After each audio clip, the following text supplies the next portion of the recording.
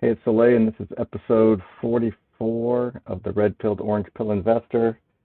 And I was reminded of something today. I talk to a lot of people, and I follow a lot of people who are Bitcoiners. You can call them Bitcoin maximalists. Um, and sometimes when I talk to crypto traders or people who just are not versed at all, I I'm reminded that people don't see Bitcoin the way I do and the way many of us do.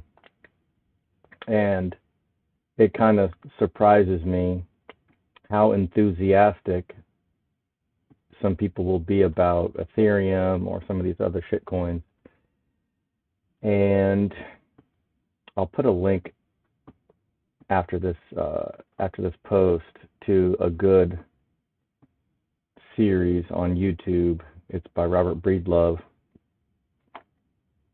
and he's got a What is Money series, and he's got a several episodes interviewing Michael Saylor. And it's a fascinating history of mankind, really, and specifically relating to money and what it is,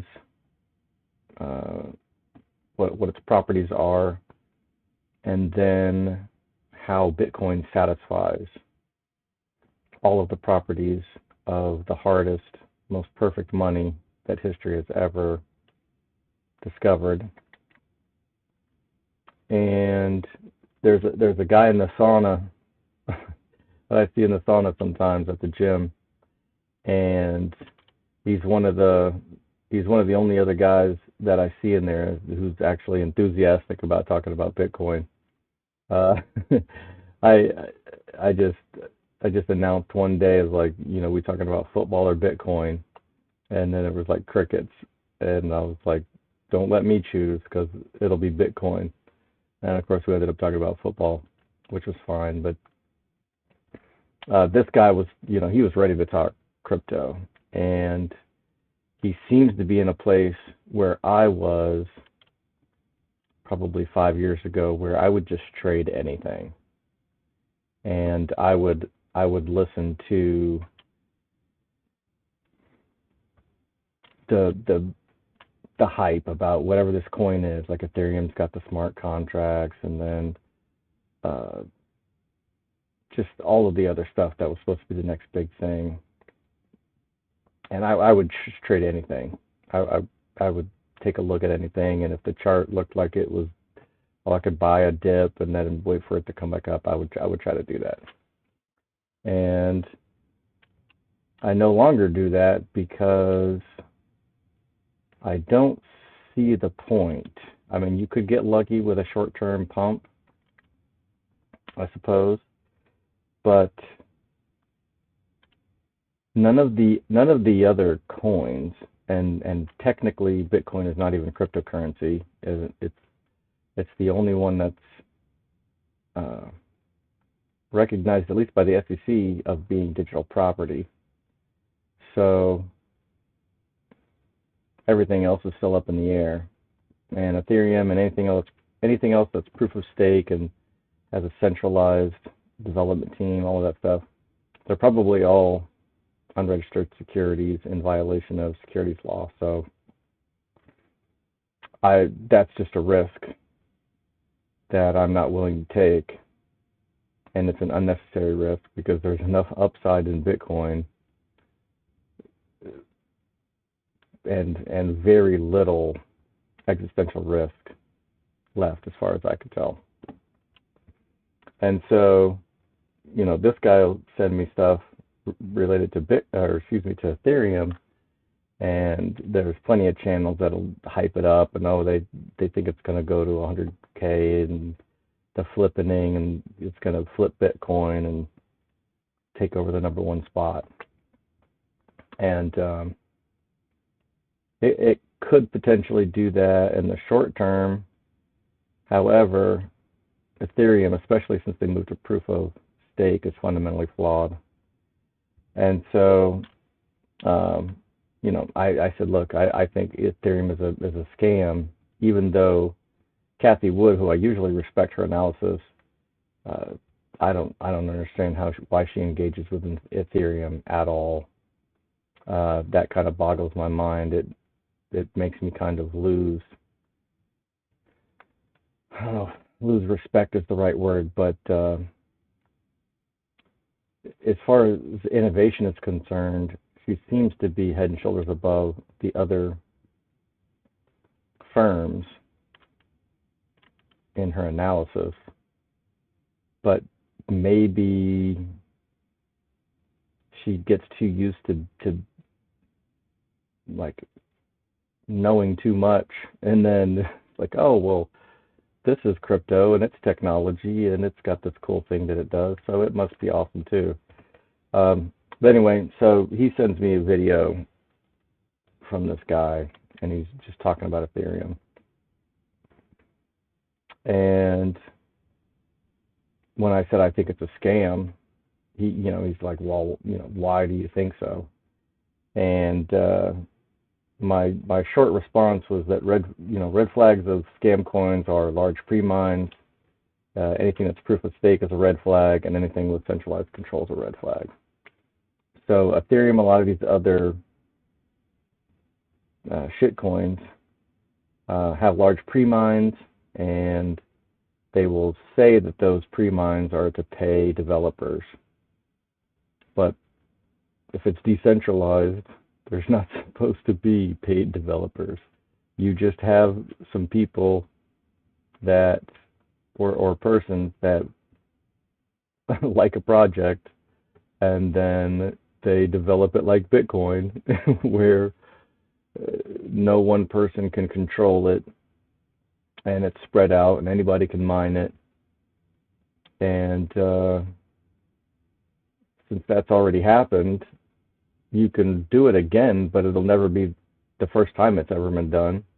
So Bitcoin is going to have the first mover advantage, in addition to it being an ethical rollout with no pre-mine. Proof of stake is an automatic scam.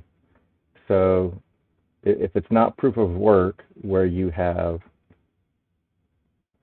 to have the miners doing work to get something. You can't just put a stake in something and now that person has more influence over the network. That's not an ethical coin. And then centralized control is a red flag. So, Vitalik is the leader, regardless of whether there's a team working on stuff, whereas Bitcoin has no one. There's Satoshi Nakamoto, who may or may not even be alive, but once he released it to the world, he no longer exercised central control. Bitcoin's never been hacked. Ethereum, had a hack and they had to go in and reverse the transaction. The fact that you can even reverse a transaction is proof that it's not decentralized. There's not supposed to be any takebacks. If they can roll back transactions from someone hacking in, then they could reverse a legitimate transaction, and they should not have that power. So things like Ethereum, anything proof of stake is automatic red flag for a scam to me. And the next point I made was that, he was confused about why I thought Bitcoin was superior to Ethereum. I think it's superior in all the meaningful ways. And, the meaningful properties that I listed, and there's probably a couple more that I'm missing, basically all of the properties of money, but I said that the meaningful properties are limited supply, decentralized control, security, and no third-party risk. Bitcoin has all of those properties, and Ethereum has none of them. So Bitcoin has a limited supply. It's never going to be more than 21 million. Ethereum, it just, they could decide to fork it and say we're going to have a limited supply of this number, or we're not going to. And it's not like Bitcoin where it's just a fundamental property, and in order to get that to change with Bitcoin, you would actually have to have Bitcoin holders go against their own interests to increase the supply. So there's a natural disincentive for screwing up the supply.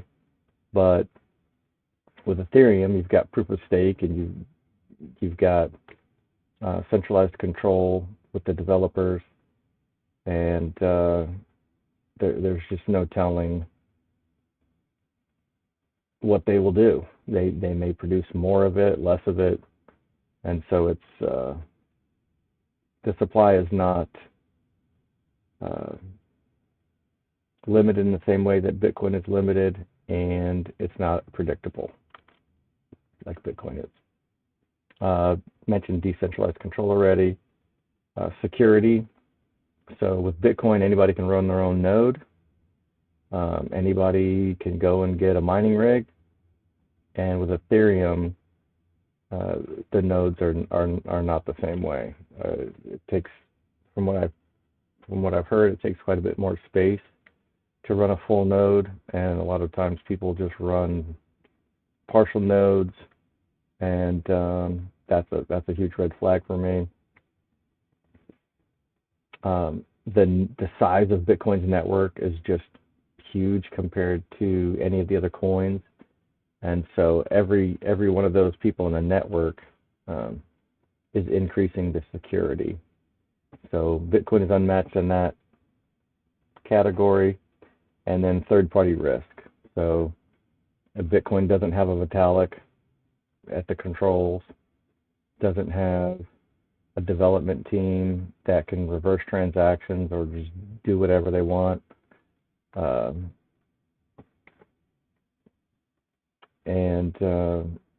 Bitcoin's truly decentralized, and you can self-custody. You don't have to leave your coins on an exchange. And so in my opinion, Bitcoin is superior to Ethereum and every other coin, really, in all of the meaningful ways. I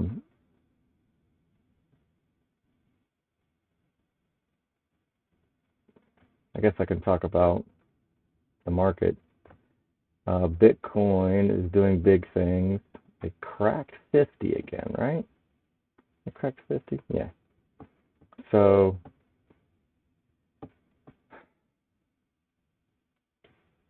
that's always nice. And I don't think I had a whole lot of activity today. I considered getting back into MicroStrategy since I sold some off at like 710, and then it dropped down to 750, 760. But by the time I got out of the sauna, I think it was already back up to like almost 700. So I didn't bother. I think I already kind of missed the dip. Yeah, by the time I got out of the sauna, it was I missed like these prices like right after the open. I don't really want to back myself into a corner with my margin buying power either, because this little dip, like buying this little dip, like this little 5% dip, is kind of nothing really. If if it drops 20%, 30%, that's a more meaningful dip. But then my margin buying power might evaporate if it drops that far anyway. So I'm glad I resisted the temptation of just grabbing this tiny little dip here in MicroStrategy.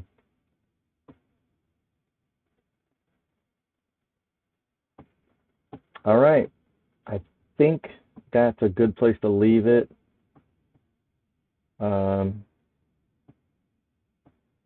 I used to trade the hell out of Ethereum, and it was a learning experience, so I'm not sure I necessarily regret it. But at one point, I had moved almost all of my crypto holdings from Bitcoin to Ethereum. I used to follow the Bitcoin Ethereum chart. So in the exchanges, you can trade USD for Bitcoin, or you can trade USD for Ethereum, or if you have Bitcoin, you can just buy Ethereum with it, or if you have Ethereum, you can just buy Bitcoin with it directly. So there's an ETH Bitcoin, I guess, ticker. And when the ratio of Bitcoin to Ethereum would be kind of lopsided, it generally would trade at, like, I can't remember what the ratio was, like 10 to 1 or something. Like if Bitcoin is 10 grand, Ethereum would be like 1.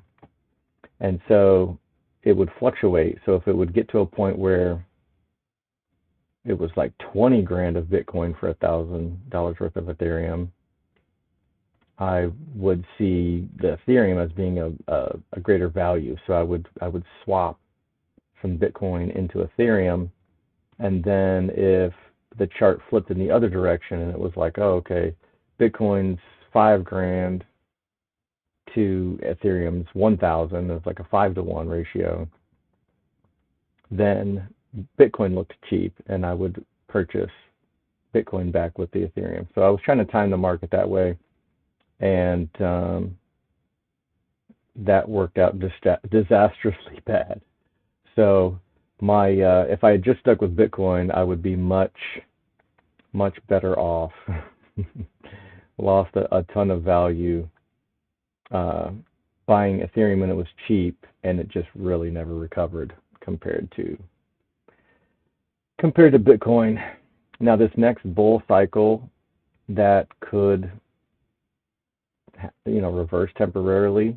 A lot of times the altcoins will pump harder than Bitcoin in the short term, but as I stated before, with the additional risks with the altcoins, it's just not worth it.